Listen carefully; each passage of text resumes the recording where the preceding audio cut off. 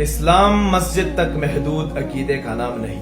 اسلام رب کی زمین پر رب کے اس نظام کا نام ہے جس میں بر وقت مظلوم کو عدالت کی صورت میں انصاف ملتا ہے۔ اسلام اس نظام کا نام ہے جس میں رعایا کو دیکھ کر، اس کے انٹرسٹ کو دیکھ کر عین شرعی قوانین کے مطابق فوراً پالیسی بناتے ہیں۔ اسلام ایک ریاست کا تصور دیتا ہے، ایک ویلفیئر ریاست کا تصور، جس میں مظلوم کی مدد کی جاتی ہو، جس میں غریبوں کا خیال رکھا جاتا ہو، جس میں ہر عام و خاص شخص کو عدالت کے کٹہرے میں کھڑا کر کے برابر سوالات پوچھے جاتے ہیں۔ اسلام صرف مدارس اور مساجد میں بیٹھ کر اللہ اللہ کرنے کا نام نہیں ہے۔ محمد مصطفیٰ نے عقیدہ بھی سکھایا، محمد مصطفیٰ نے تربیت بھی کی، لیکن اس عقیدے اور تربیت کا رزلٹ پھر مدینے میں ایک زبردست ریاست اور ایک مضبوط سٹیٹ کی صورت میں آیا۔ اگر کوئی شخص عقیدہ بھی سکھا رہا ہے، اگر کوئی شخص اپنے طلباء، اپنے اسٹوڈنٹس کی تربیت بھی کر رہا ہے، لیکن اگر اس کا رزلٹ، اس کی ڈائریکشن